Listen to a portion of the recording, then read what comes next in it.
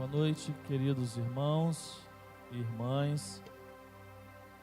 Parece que a mudança de tempo afastou um pouquinho, as pessoas do culto de hoje. Mas que bom que você está aqui. E que bom que nós podemos estar aqui mais uma vez com vida e com saúde para podermos cultuar ao Senhor, nosso Deus. Te convido a pegar sua Bíblia. Hoje a gente não vai usar o PowerPoint, hoje a gente não vai usar o esboço de anotar, mas eu quero que você deixe sua Bíblia aberta e vá acompanhando conforme a gente for refletindo aqui na palavra de Deus.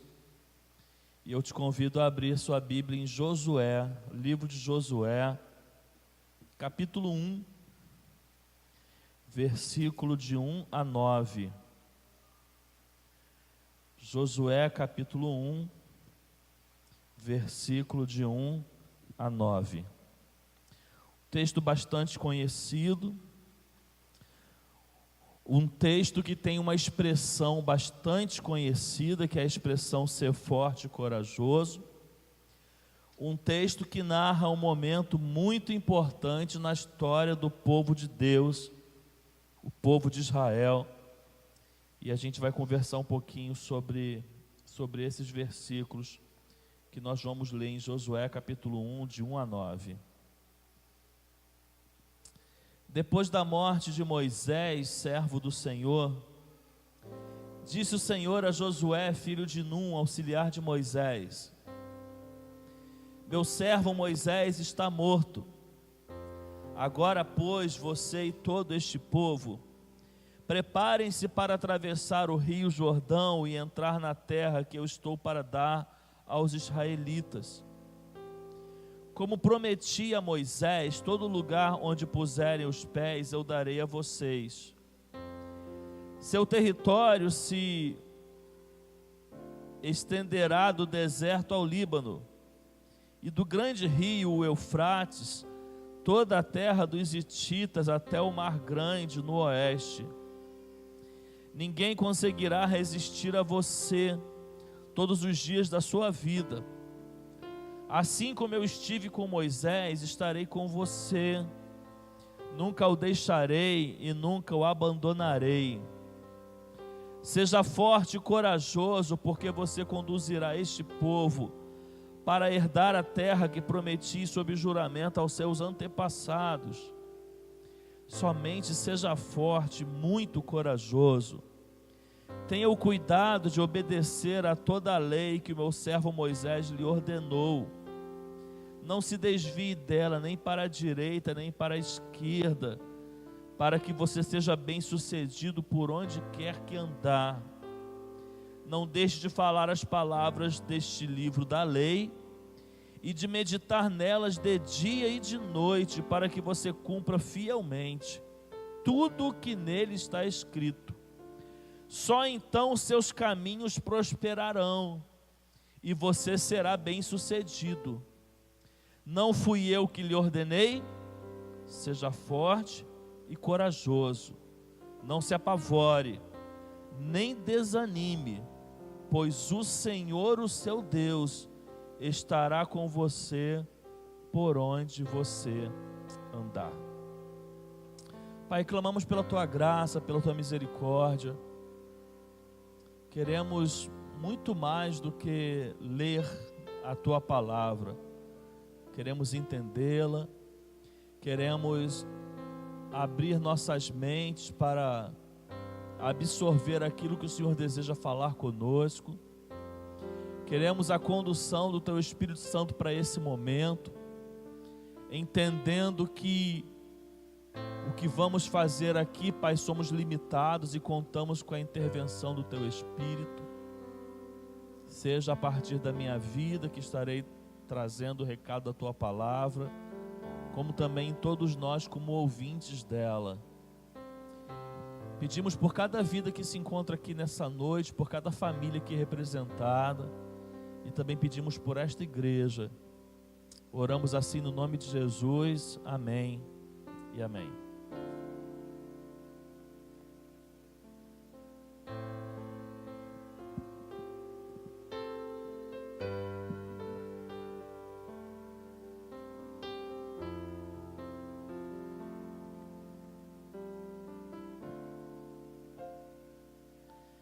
Irmãos, esse texto é muito interessante.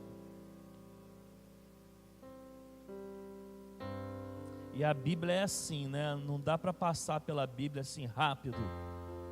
Porque quando a gente passa rápido, faz aquela leitura rápida, a gente não consegue se deter em coisas muito importantes que às vezes podem estar num pedacinho de texto igual a esse aqui que a gente leu.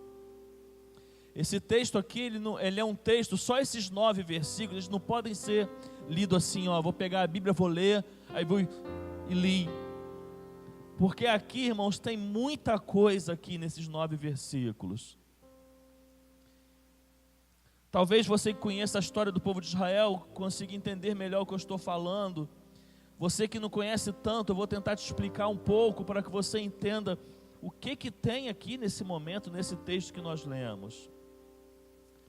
Esse texto ele fala de um novo tempo, irmãos, de um novo tempo. Ele fala de um novo ciclo na história do povo de Israel. Por que eu estou falando que esse texto fala de um novo tempo, de um novo ciclo? Aqui, irmãos, nós estamos diante de uma sucessão de liderança. Aqui nós estamos no momento em que o povo de Israel deixa de ser liderado, nada mais, nada menos por Moisés, e passa a ser liderado por Josué.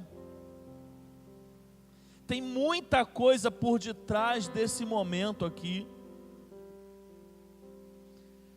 Moisés era aquele que apareceu lá no Egito, porque um dia o Senhor apareceu para ele, mandou ele lá.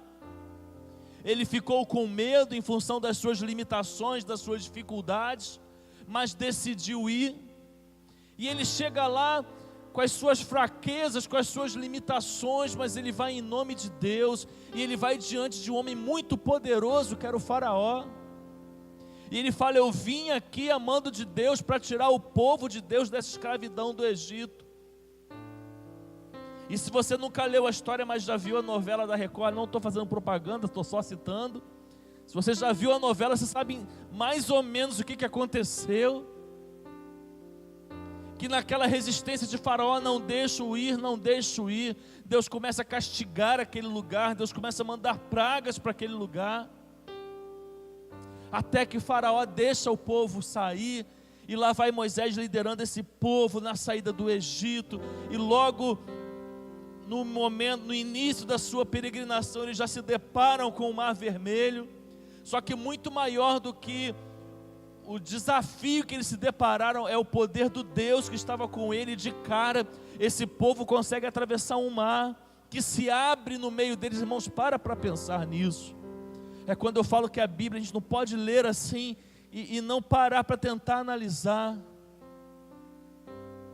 Um povo que chega diante de um mar, e o mar se abre para que ele pudesse passar. E ali vai aquele povo passando, e aquele exército de Faraó atrás, até que quando o povo de Israel passa, o mar se fecha e mata todos aqueles homens. Só que você também que conhece um pouco da história, você sabe que essa história não é marcada só por belos momentos. Essa história não é uma linda história que só tem bons momentos. Você sabe que esse povo é um povo, como a própria palavra diz, de dura cerviz. É um povo infiel. E esse povo de Israel, mesmo presenciando milagres da parte de Deus, ele é idólatra, ele busca outros deuses, ele busca outros amantes, ele se relaciona com outros deuses, ele blasfema, ele murmura, ele é insubmisso. Às vezes, ao mesmo tempo que ele segue o líder, ele também é insubmisso. Mas uma coisa é inquestionável, irmãos, uma coisa inquestionável, e isso até hoje, uma coisa inquestionável: quem era Moisés para esse povo? Isso era inquestionável. Tenta entender, às vezes talvez a gente consiga entender. Sabe aquela relação que você pode até falar mal, você pode até às vezes murmurar, mas você vê que ali tem um homem de Deus? É como eu imagino esse povo olhando para Moisés.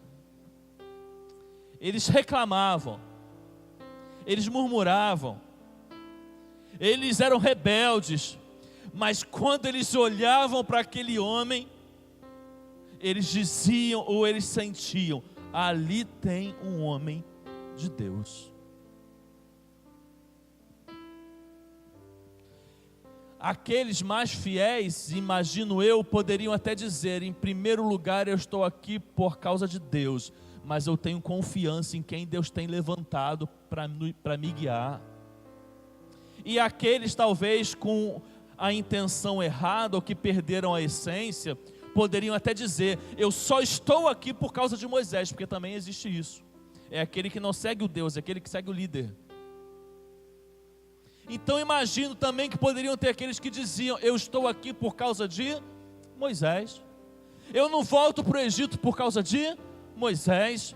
Eu acredito nessa missão por causa de Moisés. Podia ter de tudo, irmãos, de tudo. De tudo. Mas uma coisa é fato, irmãos, é inquestionável. A relação que esse povo tinha com Moisés. Eles não estavam juntos há um mês. Eles não estavam juntos há poucos dias. Eles já haviam vivenciado muitas coisas. Se você for desfolhar sua Bíblia lá no Êxodo, você vai ver tantas coisas que esse povo desenvolveu junto com Moisés. Mas Deus é soberano, Ele que decide o amanhã, Ele que sabe de todas as coisas. E Ele decidiu que Moisés não levaria esse povo até a terra prometida, que Moisés morreria, que Ele levantaria um novo líder. As motivações, irmãos, e as ações de Deus são inquestionáveis. E nós até muitas vezes podemos não entender, mas a soberania de Deus não se discute.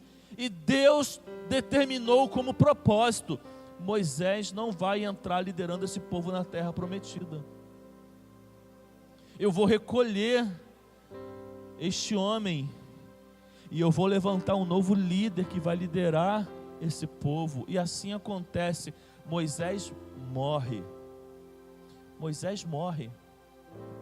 E esse momento aqui que nós lemos o texto, ele está marcado com esse pano de fundo. Vários anos na liderança de alguém que morre, e Deus levanta um novo líder. Só que os desafios eles continuam e são cada vez maiores. Só que o povo agora está num momento difícil para eles, porque Moisés morreu. Um novo tempo, irmãos, está aqui nesse texto. Um novo ciclo, uma nova fase. Aqui nesse texto, irmão, nesse pano de fundo tem crises. Tem crises. Consegue imaginar? Conseguiu entrar na história? Comece a imaginar um povo olhando e falando: ah, tá de brincadeira. É esse daí que vai nos dirigir, que vai nos guiar? É Josué, aí de um outro lado está: não, ainda bem que é Josué, porque assim são as pessoas. E muitos confiando na liderança que Deus havia levantado, muitos desconfiando, muitos achando talvez que Deus estava falhando com eles, muitos talvez descrendo. Que Deus é esse que nos tirou lá do Egito para entrar na terra prometida e agora Moisés morre? Consegue imaginar o que se passava, irmãos, aqui com esse povo?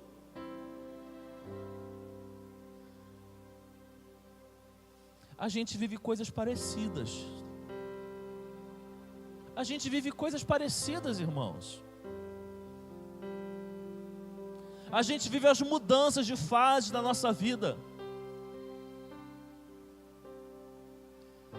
Você que quando era criança jogava, você que gosta aí dos jogos eletrônicos, dos videogames, e você via lá várias fases em cada jogo. A vida é marcada por fases, por ciclos. A vida é marcada por estações. Cada estação tem a sua particularidade, cada fase tem a sua particularidade, e essas fases vão mudando na nossa vida. O fato, irmãos, é que chegam novos momentos na nossa vida, uns que nós buscamos, outros que a gente não tem a menor interferência, mas eles chegam. Quando eles chegam, eles podem trazer desconfiança, certeza, fé, infidelidade. Eles podem trazer tantas coisas para nós, irmãos. Crises, desafios. Há várias pessoas que digam, né, o quanto é difícil, por exemplo, passar por mudanças. Mudar de casa, mudar de cidade, mudar de igreja, acabar um relacionamento, terminar um relacionamento, se despedir de alguém, perder alguém, ter que recomeçar a vida, trabalhar a vida inteira, se aposentar, viver uma vida trabalhando e agora se ver aposentado, ter os filhos dentro de casa e de repente os filhos casam e vão embora, um filho que vai para fora do país. Irmãos, tantas coisas acontecem na nossa vida que vão mudando as nossas fases, vão mudando os nossos ciclos, e muitas vezes a gente se vê em crises.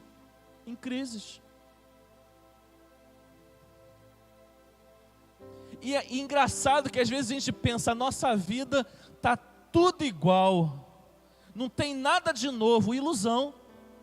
Cada dia que a gente acorda é um dia novo, a vida sempre vai ter coisas novas.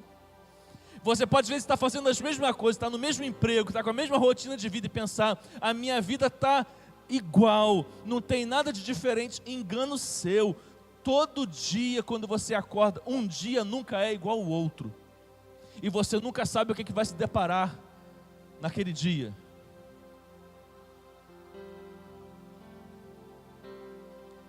São nesses momentos aqui, irmãos, que muitas vezes a gente precisa olhar para frente, só para frente. E quando eu digo que nesses momentos a gente só pode olhar para frente, eu não estou dizendo que exista algo errado em olhar para trás. Mas o olhar para trás, irmãos, em determinados momentos, eles devem ser só para a gente fazer alguma análise, não parar neles, porque a vida às vezes nos traz em momentos em que a gente precisa olhar para frente. Esse momento aqui, o momento do povo de Israel, não era momento de olhar para trás. E a vida tem isso, momentos que não nos orientam a olhar para trás. Parece que a gente está igual a mulher de Ló, saindo de determinado lugar que a ordem é bem clara, não olhe para trás. Eu e você vivemos momentos que a gente não deve olhar para trás. Vou dizer mais, quando eu olho para essa história aqui também percebo isso. Tem momentos que a vida exige que a gente tenha as coisas do passado muito bem resolvidas. Tem momentos que é hora de se olhar para trás, resolver, fechar o que se tem que fechar, porque o tempo é de olhar e viver aquilo que está diante de nós. Eu enxergo tudo isso aqui, irmãos, quando eu olho para esse texto. Tudo isso. Pensa comigo, adiantaria o povo ficar, por exemplo, falando, por que Moisés? Por que Moisés? Por que Moisés? Por que Moisés? Adiantaria? Imagina como Josué iria se sentir. Imagina, Josué é um líder. Ele reúne o povo, irmãos. Deus falou comigo, e nós vamos fazer isso assim, assim. Aí vira, mas Josué, porque na época de Moisés era assim, assim e assim. Não Josué, mas Moisés. Irmãos, não era tempo de se mexer no passado. Não era tempo. Não era tempo de se vasculhar o passado. Era tempo de se viver o presente, olhando para frente, para frente. Para um pouquinho aqui para pensar numa outra coisa. Pensa no desafio que é para esse homem chamado Josué ocupar essa posição aqui. Para um pouquinho. Irmãos, até hoje, o maior líder do judaísmo se chama Moisés. A Bíblia judaica, como questão de texto sagrado, só se existe 5 livros, que eles chamam de Torá, que são os 5 primeiros livros da Bíblia: Gênesis, Êxodo, Levítico, Números e Deuteronômio, interpretados pelo povo cristão, inclusive nós, escrito por Moisés. Tenta imaginar o desafio de Josué. O desafio de Josué. Porque uma coisa, irmãos, para pensar. Uma coisa é você substituir alguém ruim. Eu não estou menosprezando ninguém quando eu digo isso. Mas uma coisa é você substituir alguém ruim. Outra coisa é você substituir alguém que tem marcas fortes na vida de um povo. Pensa no seu trabalho. Alguém está lá numa posição, teu chefe te chama e fala que a partir do mês que vem, ele quer que você substitua aquela pessoa naquela função. Aí você pensa, quem é essa pessoa? Não, ela chega atrasada, ela não faz o trabalho direito, ela é relaxada, ela não tem compromisso, ela não tem pontualidade, ela é displicente. Aí você, estou no lucro, né? O que vier é lucro. Mas quando você vai substituir alguém, e eu estou falando só de uma ocupação de trabalho, e essa pessoa é responsável, ela é dedicada, ela é proativa, ela está sempre buscando pensar e fazer algo novo, ela vai além das expectativas. Josué, irmãos, tem o desafio de suceder nada mais, nada menos que Moisés.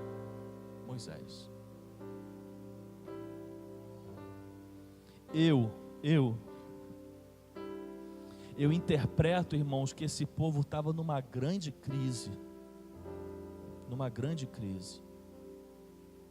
Eu interpreto que esse povo estava olhando para tudo que tinha acontecido e falado, meu Deus, eu perdi tempo saindo do Egito, ficando esse tempo todo caminhando. Porque existe uma palavra aí que a gente vai chegar numa terra prometida, mas para mim a gente não vai chegar em terra prometida coisa nenhuma. Como que a gente vai chegar numa terra prometida se o principal líder que Deus iria usar para nos levar morreu? Irmãos, eu vejo uma grande crise aqui, uma grande crise. Assim talvez como as crises que a gente vive. Aquelas que a gente não encontra resposta. Aquela que a gente olha e não consegue montar o quebra-cabeça. Não, porque essa peça aqui deveria se encaixar aqui, mas ela não encaixa, porque está tudo errado. Porque não era para ser assim, mas está sendo assim. Meu Deus, por que está sendo assim? Por quê? Crise, irmãos, crise.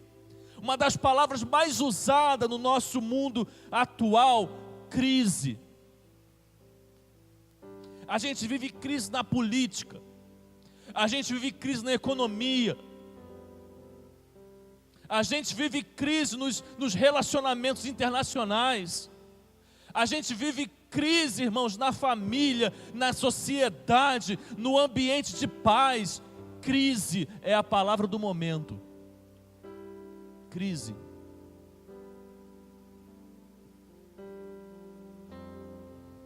Para mim, esse povo está inserido numa grande crise.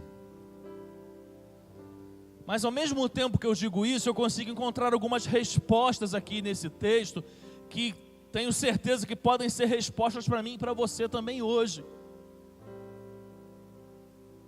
Porque embora o cenário seja esse, eu encontro uma palavra de esperança aqui nesse texto. Algumas, quero começar citando essa.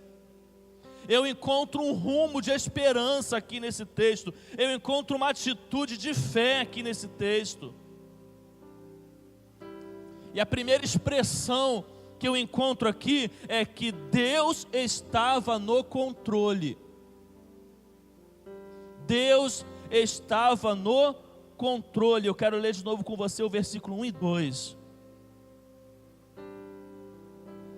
Depois da morte de Moisés, servo do Senhor, disse o Senhor a Josué, filho de Nun, auxiliar de Moisés: meu servo Moisés está morto. Agora, pois, você e todo este povo, preparem-se para atravessar o rio Jordão e entrar na terra que eu estou para dar aos israelitas. Irmãos, o povo não está sem comando. Moisés morreu, mas Deus continuava no controle. Por quê? Porque ele aparece a Josué. Ele fala com Josué. Ele explica para ele o que estava acontecendo. Ele dá um direcionamento. As coisas, queridos, ainda que aos olhos daquelas pessoas estivessem perdidas, não estava perdida. Existia um Deus no controle. E ele dá as ordens. E ele aparece. E ele comissiona. E ele levanta. E ele capacita. E ele diz: você vai fazer isso, porque eu estou mandando você fazer. Ele usa alguém. Irmãos, nós temos um Deus no controle. O povo de Israel não está perdido, ainda que seu maior líder tivesse morrido. Tinha um Deus no controle, porque o maior líder não é o homem, o maior líder sempre é Deus. E ainda que estivessem pessoas atribuindo o significado de tudo aquilo a Moisés, teriam que aprender agora a olhar para Deus. Quem talvez até quis seguir Moisés, teria que passar a seguir Deus, não mais Moisés. Porque quem sempre esteve no controle, ainda que fosse Moisés que ficasse em evidência, sempre foi Deus, nunca foi Moisés. Deus nunca saiu do controle. Deus não está assumindo o controle aqui. Deus sempre esteve no controle.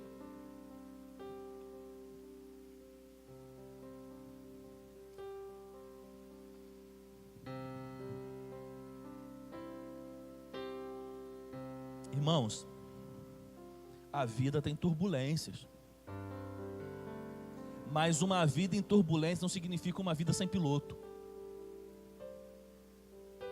Um avião em turbulência não necessariamente significa um avião sem piloto, não significa um avião sem comando. Tem comando, irmãos, só que as turbulências fazem parte. Elas estão relacionadas às nuvens, às fases, aos momentos que passamos. Então as turbulências existem, mas Deus está no controle. Teu barco não está numa embarcação sem controle.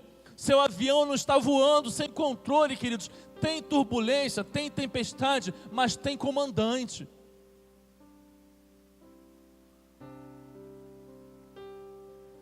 Eu detesto voar de avião. E quando trabalhava na área comercial, precisava fazer muito isso, muito isso. Mas eu já passei alguns apertos. Alguns apertos. E tem hora que está tudo tranquilo. É interessante que está tudo tranquilo. Você está com a cabeça reclinada, você está dormindo. E a sensação, irmãos, quem já passou, parece que é um carro andando em quarta marcha numa rua sem asfalto e cheia de buraco. E você fica apreensivo porque balança e agita e treme, mas não está sem controle. Não está sem controle. ainda que a palavra crise seja uma palavra forte no nosso contexto, ainda que a palavra crise seja uma palavra que tenha um significado direto para você hoje, meu irmão, a sua vida não está sem controle. Nós tínhamos aqui um povo em crise, mas não um povo sem controle. Deus estava no controle. Deus não havia assumido o controle. Ele sempre esteve no controle. Ele estava no controle quando Moisés nasceu. E que quando nasceu teve que ser escondido, porque tinha uma lei que matava meninos. Deus estava no controle porque a vida dele foi poupada. Ele estava no controle quando Moisés foi colocado quando um bebê num cesto, no rio, achado pelas filhas de Faraó e nem assim morto, porque Deus estava no controle. Deus estava no controle quando Moisés, já crescido, viu um egípcio fazer covardia com um hebreu. Ele vai lá e se vinga do hebreu, e Faraó quer matá-lo, ele tem que fugir. Deus estava no controle. Deus estava no controle quando decide aparecer para Moisés e fala: foi você que eu escolhi para libertar esse povo, vai até lá. E ele fala: quem sou eu para ir até Faraó?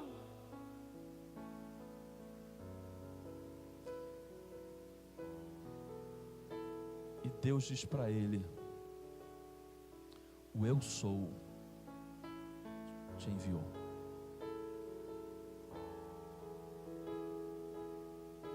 Deus estava no controle quando o Faraó se opõe à ordem de Deus, e tanta coisa tem que acontecer. E olha, acredite, porque às vezes a gente tem dificuldade de entender isso. Acredite no que eu vou te dizer. Até no momento que tanto sangue foi derramado, que foi o momento da morte de todos os primogênitos do Egito, um momento de tristeza profunda, Deus estava no controle.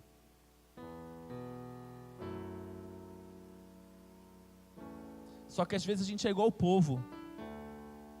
Moisés morreu, acabou minha vida. O que vai ser da gente, meu Deus, agora, porque Moisés morreu? Olha, na minha casa está tudo dando errado. Meu Deus, acabou minha vida, acabou minha alegria. A gente faz igualzinho o povo de Israel. Meu Deus, eu não tenho mais jeito, não tem mais chance para mim, está tudo perdido. Deus está no controle, olha para cima. Deus está no controle. Segundo fator marcante que eu percebo aqui, que não é só o fato dele estar no controle, é a presença dele conosco.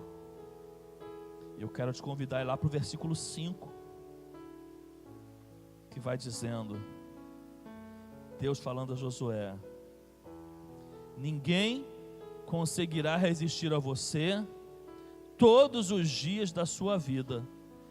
Ele vai dizendo que agora o texto: assim como estive com Moisés, estarei com você, nunca o deixarei, nunca o abandonarei. É só Deus no controle, irmãos? Não, é Deus presente. É só Deus no controle, do alto, governando tudo? Não, irmãos, é Emanuel, é Deus conosco. Não é só um Deus no controle, é um Deus com você. Não é só um Deus controlando, é um Deus agindo, presença dele viva em você. É Emanuel, Deus conosco. É o pastor do Salmo 23.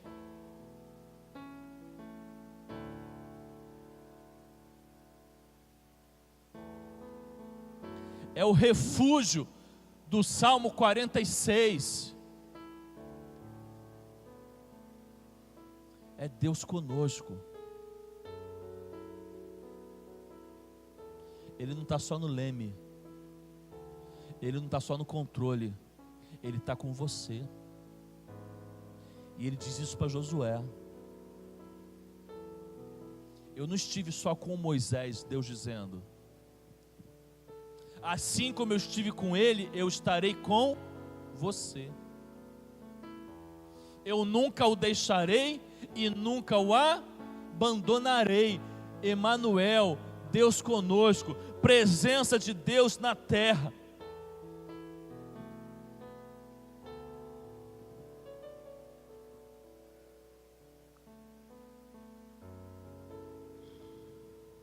Conforme cantamos, deixa o céu descer.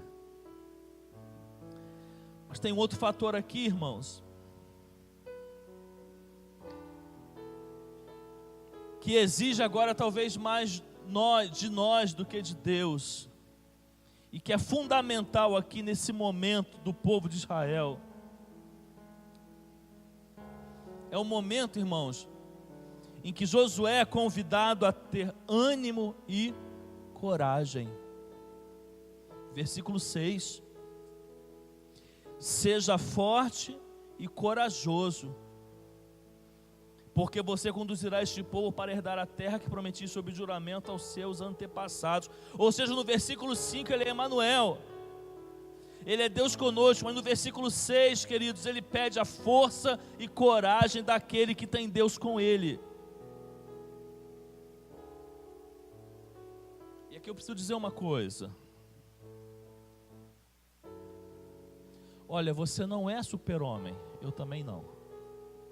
Você não é super-mulher, eu muito menos. Você não é super-crente. Mas preste atenção, você também precisa ter ânimo, coragem, lutar contra a prostração, contra o desânimo.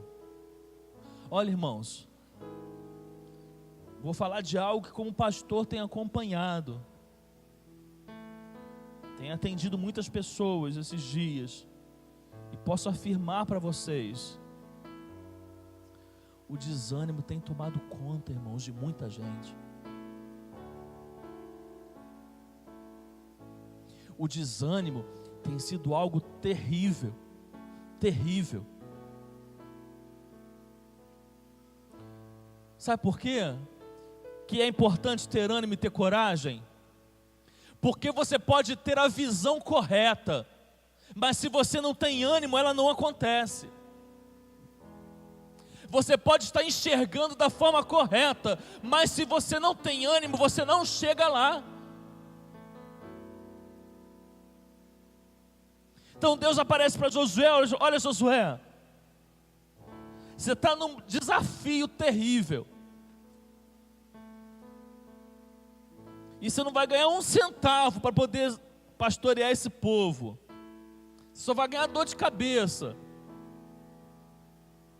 Mas olha, assim como estive com Moisés, eu estarei com você. É você que vai liderar esse povo. O momento é de crise, mas tem um Jordão adiante de você, tem uma terra prometida diante de você. Mas presta atenção, Josué, tenha ânimo e tenha coragem. Meu irmão, minha irmã, tenha ânimo, tenha ânimo.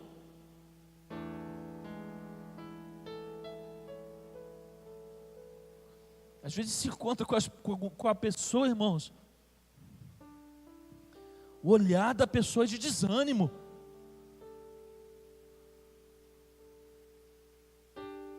Meu irmão, minha irmã, tenha ânimo.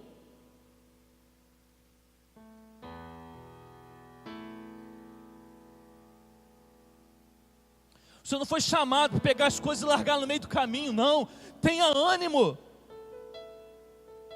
Olha, a turbulência não passou ainda não, uma hora vai passar, tenha ânimo.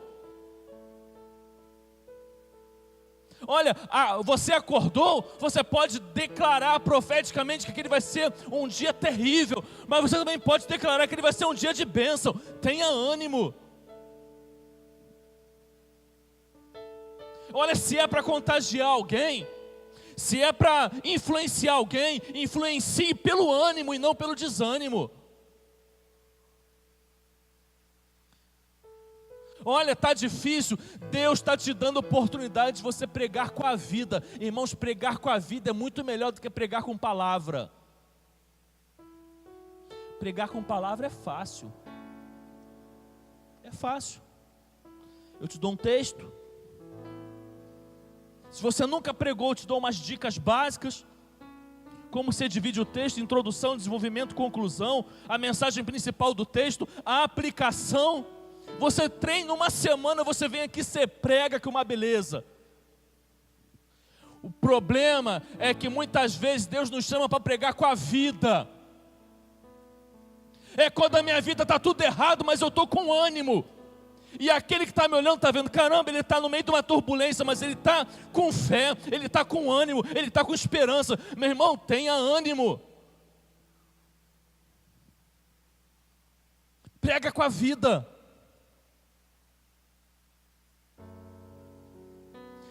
Para tudo tem um propósito. Está acontecendo com você, tem gente te vendo. E vai aprender com a sua vida. Josué, tenha ânimo e coragem. Coragem.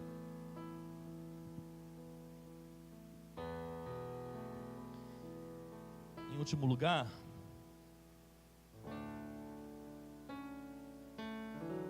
para que esse povo pudesse continuar a sua caminhada, além de tudo que já falamos, tinha uma coisa que não podia faltar, e Deus deixa isso bem claro para Josué. Sabe o que mais não podia faltar? Santidade.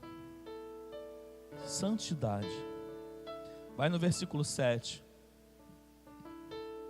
Somente seja forte e muito corajoso. Tenha o cuidado de obedecer a toda a lei que o meu servo Moisés lhe ordenou. Não se desvie dela, nem para a direita e nem para a esquerda, para que você seja bem-sucedido por onde quer que você andar. Santidade. É porque nas horas da crise é que a gente precisa dobrar o joelho e buscar a Deus. Porque nas horas da crise a gente precisa buscar a aproximação de Deus. Não dá tempo de eu, né, como disse, essa história ela é muito grande. Não dá tempo de eu caminhar mais com você. Mas depois que passa isso aqui, irmãos, eles atravessam o Jordão. Tinha um Jordão pela frente. Eles atravessam o Jordão. Deus faz de novo maravilhas, assim como tinha feito com Moisés. Aí eles chegam diante, irmãos, da primeira cidade que eles tinham que conquistar, a cidade de Jericó. Você sabe o que era a cidade de Jericó? Em proporções de hoje, eram os Estados Unidos de hoje. E eles eram o Haiti. Era o Haiti com os Estados Unidos. Era o Haiti com os Estados Unidos. Mas quem estava no controle, irmãos? Deus. Aí Deus vai falando o que tem que fazer. Eles vão fazendo. E eles cercam a cidade. E eles começam a rodear a cidade todo dia. Todo dia rodear a cidade. Aí no 7º dia, depois de rodear, dá um monte de volta lá de novo. Aí começa a fazer barulho. Não precisa tirar a espada, não precisa encostar a mão no muro. Uma cidade toda murada. Começa a fazer barulho. E as muralhas caem. E eles tomam aquela cidade. Porque Deus estava no controle, porque tinha a presença dele no meio do povo e porque havia santificação. Mas deixa eu continuar a história, só mais um pouquinho.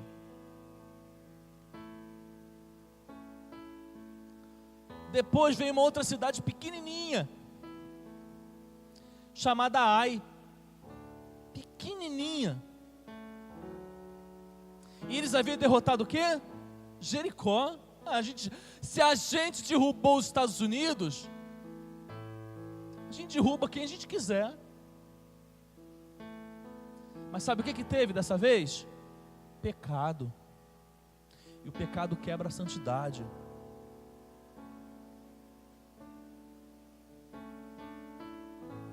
O pecado quebra a santidade. Um homem chamado Acã, alguém que fazia parte do povo de Israel junto com a sua família, deixou de buscar Deus e resolveu fazer aquilo que era orientado a não fazer. E aí vem a cidade de Ai. Quando vem a cidade de Ai, sabe o que Josué fala? Não vou mandar o exército todo, né? Não precisa. Vou mandar só uma parte. Uma parte resolve com a cidade de Ai. Aí eles foram. E sabe o que aconteceu? Eles perderam. Domingo à noite eu vou pregar uma mensagem que Deus me deu. Até coloquei alguma coisa na rede social essa semana, com o tema Deus em primeiro lugar. A gente pensa que os fatores marcantes da nossa vida estão nas circunstâncias, quando na verdade não estão. Estão na nossa essência. Porque aquilo que era muito maior e muito mais forte que eles derrotaram quando estavam com Deus em primeiro lugar. E o que era muito menor, eles perderam quando Deus não estava em primeiro. Não é esse texto que eu vou usar, não. Eu vou usar até outros textos. Mas trabalhando nisso, Deus em primeiro lugar. Seja no muito ou seja no pouco, Deus em primeiro lugar. Seja na escassez ou seja na abundância, Deus em primeiro lugar. O problema, irmãos, é que eu percebo cada vez isso, que talvez o nosso povo evangélico, o que mais precise nesse momento, seja ser ensinado a adorar a Deus quando está tudo bem, porque a gente está vivendo uma fase, queridos, em que só se busca a Deus quando está tudo mal. Nosso povo precisa colocar Deus em primeiro lugar quando está tudo bem. Essa é uma necessidade da igreja brasileira.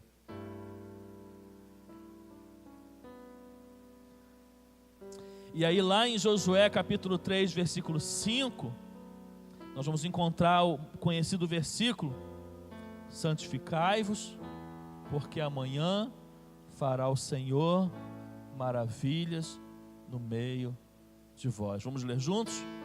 Josué ordenou ao povo: santifiquem-se, pois amanhã o Senhor fará maravilhas entre vocês. Quero terminar a palavra dessa noite dizendo: você está vivendo crise, meu irmão, está vivendo turbulências, está vivendo tempestades, está vivendo um momento de dúvidas, de incertezas, de esfriamento. Santifiquem-se, pois amanhã o Senhor fará maravilhas entre vocês. Santifiquem-se. Não existe um outro caminho para o crente a não ser santificação, buscar a Deus. Não é hora de se prostrar, não é hora de se render, é hora de se santificar, é hora de se aproximar de Deus, é hora de buscá-lo, é hora de colocá-lo em primeiro lugar. Porque a santificação atrai vitórias. Da mesma forma, queridos, que o afastamento dela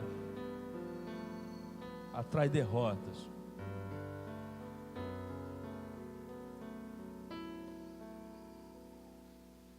Que o Espírito Santo de Deus complete essa palavra no meu, no seu coração. Que a gente seja alimentado por essa palavra em nome de Jesus. Ministério de louvor.